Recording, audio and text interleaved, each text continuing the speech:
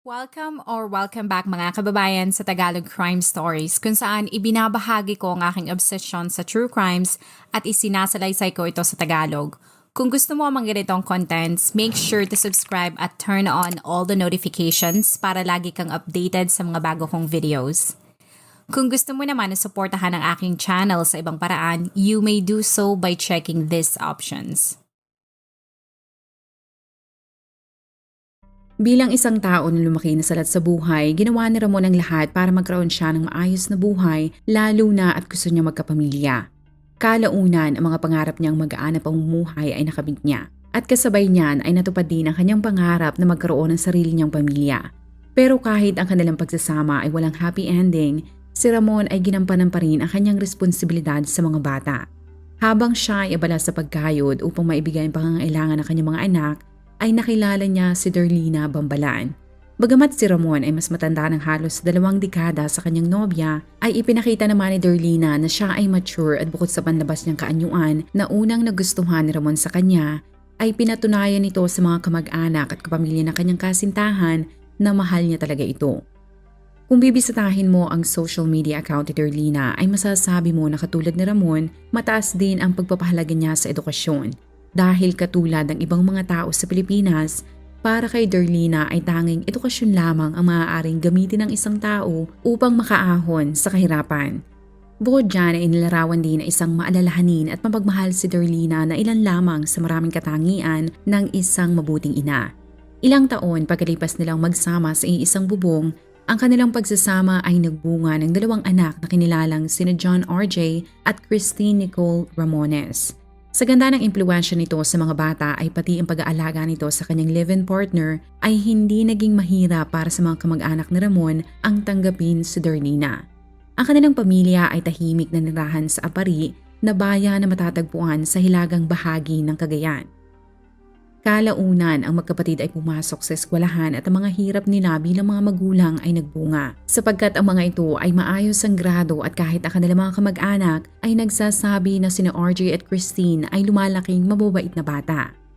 Katulad ng iba, ang pagsasama ni Ramon ay hindi perpekto. Madalas ang kanilang pag-aaway tungkol sa papaano nila papalakihin ang mga ito. Ngunit sa ilang dekada nilang pagsasama ay nalampasan din nila yon at base sa report, sa ganda ng kanilang samahan, sina Darlina ay nagmamay-ari ng sari-sari store at nagpapautang din ng mga ito. Makikita mo din sa video na ito na ang magkapatid ay malapit sa isa't isa. Ang mga ito ay makikita mong masaya na gumagawa ng content at kahit laki si RJ ay game na game ito na magpalagay ng makeup kay Christine. Sa ganda ng takbo ng negosyo ni Ramon ay hindi naging problema sa mga ito ang papasukin ng magkapatid mula elementarya hanggang college. Ang panganay nilang anak na si RJ na gustong maging seaman ay kumuha ng kursong Bachelor of Science in Marine Transportation. Si Christine naman ay nagpursige din sa pag-aaral at silang magkapatid ay nagkaroon ng maraming mga kaibigan. Ang kanilang mga magulang ay masaya dahil ang kanilang mga sakripisyo at ginagawa ay nagbubunga na dahil lumalaking maayos si RJ. Noong 2023, si Ramon ay excited para sa bunso nilang anak na si Christine dahil nakatakda na itong makagraduate noong June 18. At katulad ng ibang supportive na nanay, si Darlina ay unti-unti nang nag-iisip kung ano ang dapat niyang ihandang mga pagkain para sa graduation party. Si Ramon naman ay excited na rin na imbitahan ang kanyang mga kaibigan sa kanilang bahay upang sama-sama nilang ipagdiwang ang pag-graduate ni Christine.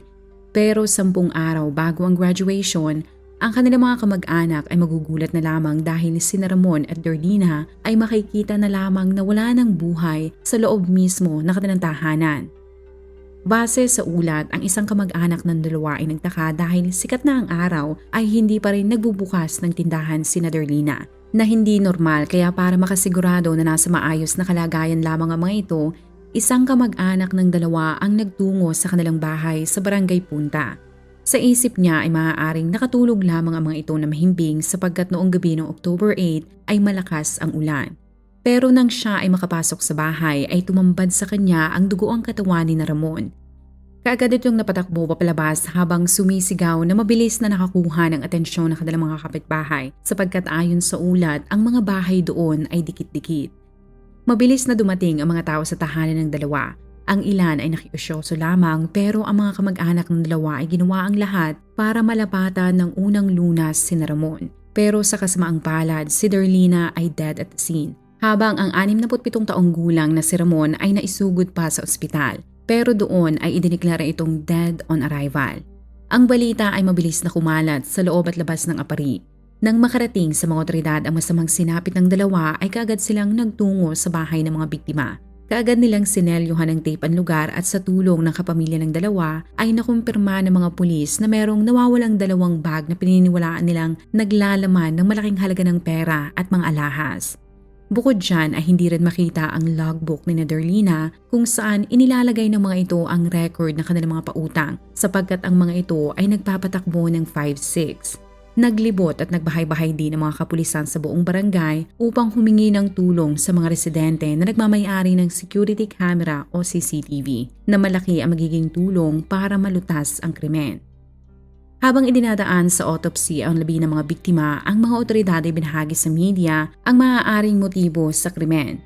Ang una ay maaaring ang nangyari ay robbery gone wrong o sa madaling salita, ang pakay lamang talaga ng mga kawatan o sospek ay pagnakawan si Ramon. Pero ayon sa mga otoridad ay maaaring nagising ang dalawa kaya wala nang nagawa ang mga sospek o mga sospek kundi patayin ang mga ito. Mas lumakas pa ang paniniwala nila na pagnanakaw talaga ang motibo dahil ayon kay Christine, ang bag kung saan laging inilalagay ng kanyang ina ang mga alahas nito ay ninakaw din at kinumpirma niya na halos ₱250,000 ang nawawala. Ang pangalawa nilang teorya ay maaaring merong tao na may personal na galit sa dalawa dahil sa negosyo ng mga ito.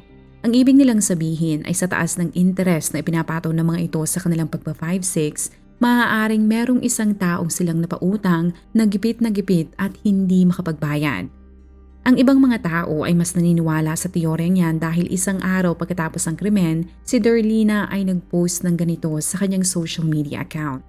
Utang na di marunong magbayad ay maihahalin tulad sa isang magnanakaw na kunwari ng hiram ngunit walang balikan. Idol, huwag kang mangutang kung wala kang planong magbayad. Dugot pawis ang puhunan para makapag-ipon. Kaya kapag may hiniram ka, gawan mo din ng paraan para maibalik sa takdang panahong pinagkasunduan. Para makaulit ka. Para sa kanila ay marahil na trigger o mas lalong nagalit ang taong may utang kina Ramon, kaya sila ay pinagnakawan at pinatay ng taong yun.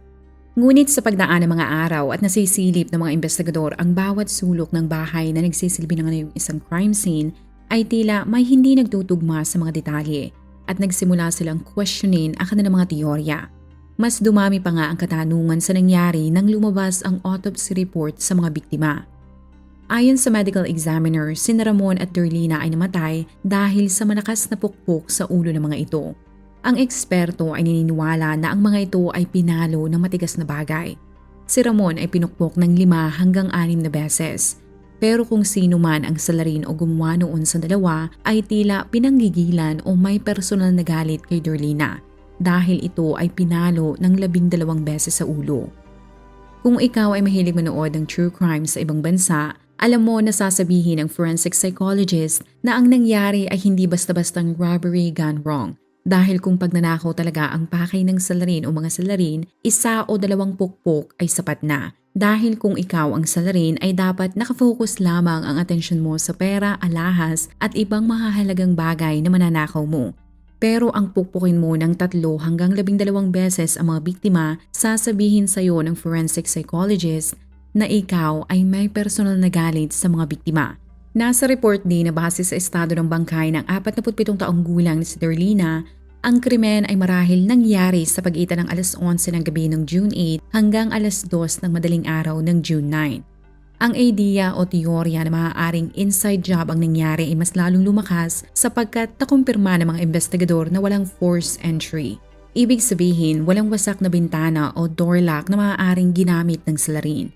Para sa mga otoridad at ayon sa mga kapamilya ni Ramon at Darlina, ang seguridad at pagkakandado ng mga ito sa bawat pintuan gabi-gabi ay napaka-importante sapagkat alam ng mga ito ang kalakip na panganib sa negosyong 5-6.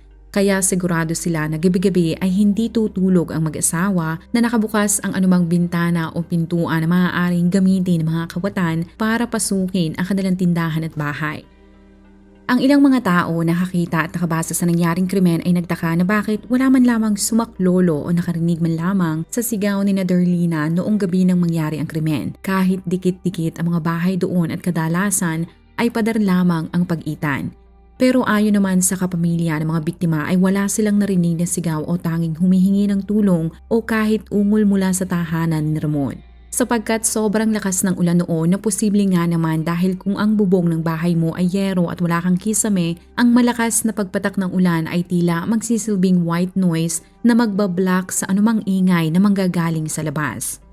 Mas nadismaya naman ang mga otoridad dahil kahit meron palang CCTV sa labas ng bahay ng mga biktima ay display lamang yun sapagkat hindi ito gumagana. Kaya naging desperado sila na humingi ng tulong sa mga residente na merong CCTV.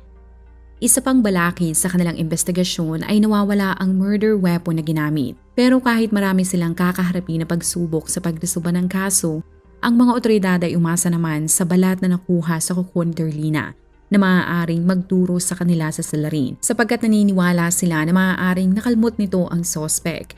Pero ang resulta ng DNA test ay matatagalan pa. Kaya habang naghihintay ng resulta, ang labi ni Ramon ay pinaglamayan na dinaluhan ng mga taong nagmamahal sa kanila. Ang emosyon sa burol ay naging mabigat at kahit ayaw nilang pag-usapan ang nangyaring krimen, ang mga tao ay hindi mapigilan na tanungin ang kanilang mga sarili na sino ang kayang pumatay sa mga ito sapagkat inilarawan nila na si Ramon at Darlina ay talagang napakabait. Para sa kanila ay hindi deserve ng mga ito na patayin sa ganun kabrutal na paraan. Pero sa dami ng mga tao na nasa burol ng mga panahon na yun, sa halip na sa mga kabaong, ang atensyon ng mga tao ay napaling sa panganay na anak ni Ramon na si RJ. Ang binata ay lumapit sa mga kamag-anak nito at bigla na lamang itong umiyak. Kasunod noon ay sama-samang dumulog ang pamilya ng mga biktima sa presinto at kasama ang isang abogado mula sa Public Attorney's Office o PAO sa harap ng mga kapamilya ni Ramon at Darlina ay inamin nito na alam niya ang buong nangyari. At alam din ito kung sino ang pumatay sa kanyang ina at ama. Ang kanyang mga sinabi ay inilagay sa nilagdaang dokumento at doon ay nakalagay na inamin ni RJ na kasama siya sa mga taong nagnakaw at pumatay sa mga biktima.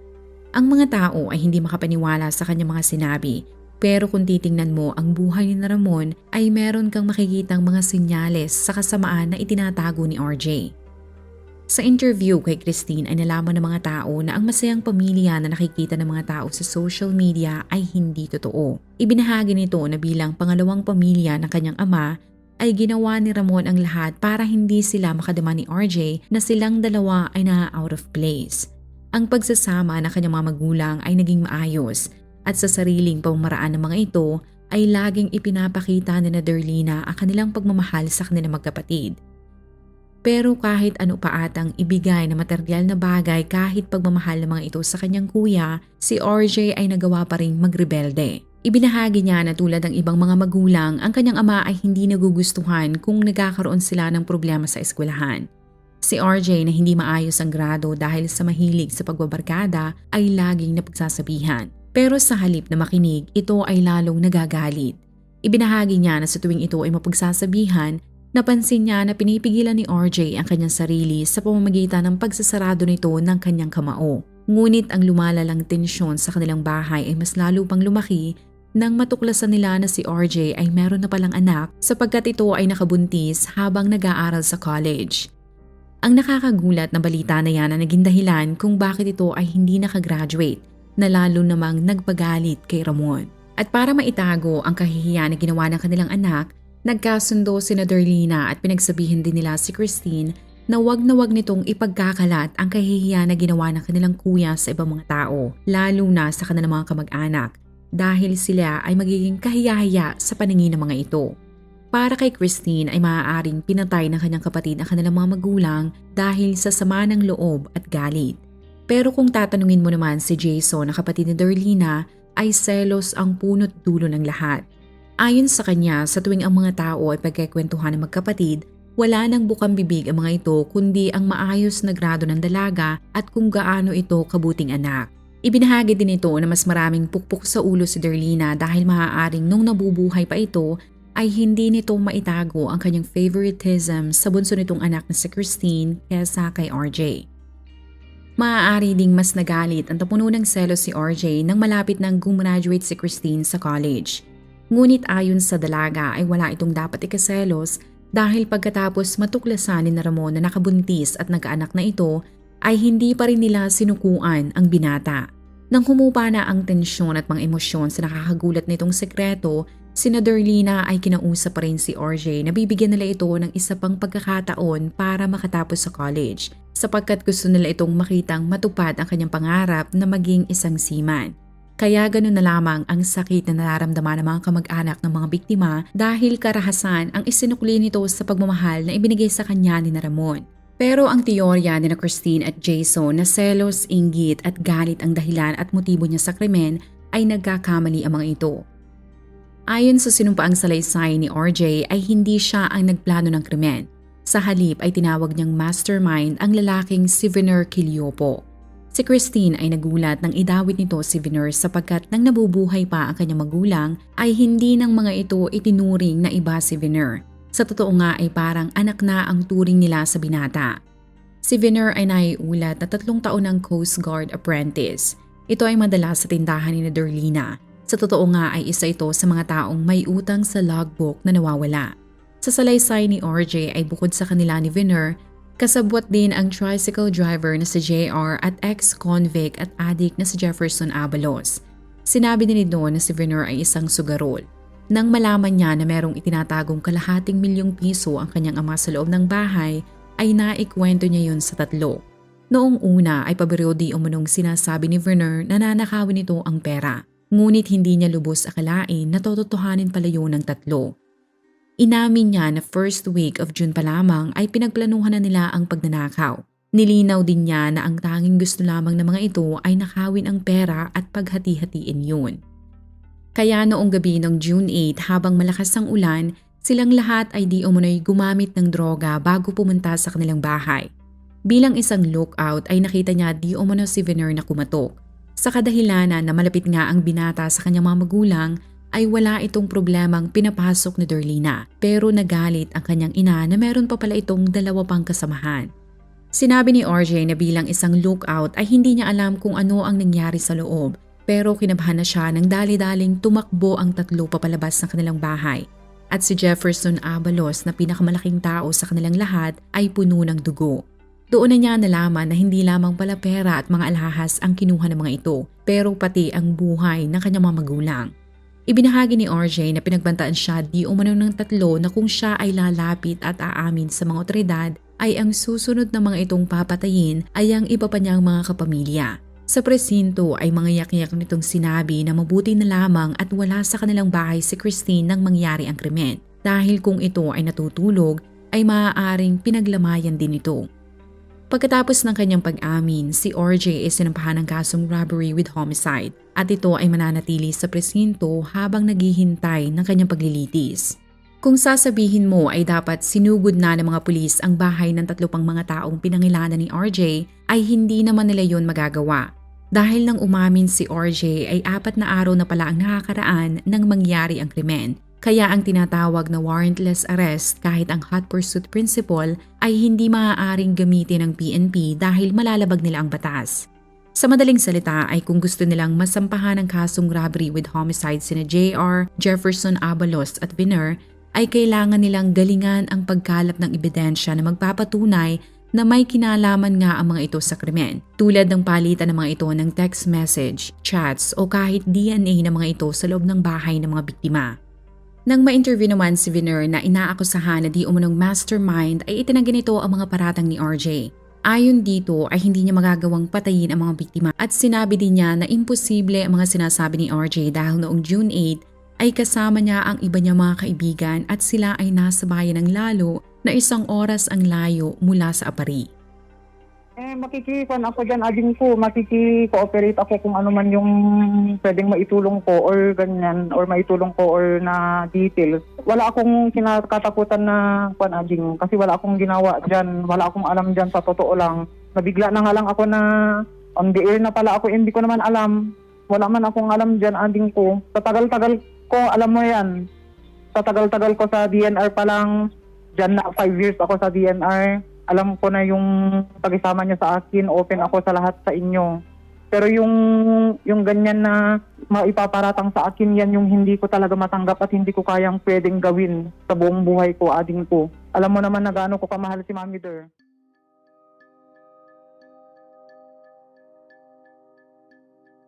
Ngunit kahit anong pagtanggi ni Vener, sina Christine at Jason ay mas naniniwala kay RJ na may kinalaman talaga siya sa nangyari. Mas nagulat pa ang lahat ng isinuwalat ng mga ito na sina RJ at Vener ay di umanong dati palang magkarelasyon dahil nakakita sila ng isang video na naghahalikan ang dalawa. Ang mga otoridad ay nangako naman na bawat anggulo at lead ay kanilang titingnan para mabigyan ng hustisya ang pamilya ng mga biktima. Pero sa social media post ni Vener ay sinabi nito na nahihirapan siya sa sitwasyon dahil tila para sa mga tao ay guilty na agad siya. Ngunit naniniwala ito na sa huli ang katotohanan ay mananaig din. At makikita mo din na halos karamihan ng mga taong nakakita sa kanyang post ay nagdarasal at nagsabi na malalampasan din niya ang pagsubok. Pagkalipas ng 2 taon, simula ng looban at patayin si Ramon at Derlina, si RJ ay nakakulong pa rin dahil hindi pa tapos ang trial. Walang balita kung nakasuhan ba sina JR at Jefferson Abalos. Pero ang sigurado ako ay malayang-malaya si Vener at ito ay aktibong miyembro pa rin ng Coast Guard na isa lamang ang ibig sabihin. Walang nakitang malakas na pruweba ang mga investigador na magsasangkot dito sa pagpatay sa mga biktima. Hindi ako sigurado kung gaano kagaling ang investigasyon na nangyari. Pero katulad ng nabanggit ko kanina ay kung walang nakitang DNA ni Vener, CCTV footage at palitan nito ng text at chats kay RJ tungkol sa planong pagnanakaw ay walang magagawa ang mga kapamilya ng biktima kundi ang umasa sa mangyayaring trial laban kay RJ para makamit nila ang hustisya. Kung ikaw ay nakinig hanggang sa dulo ng video na ito, maraming salamat sa panonood sa episode na ito. Please consider leaving a comment or i-like ang video na ito. At kung may kaso ka na gusto mong i-cover ko, please let me know. Magandang araw sa'yo, kabayan.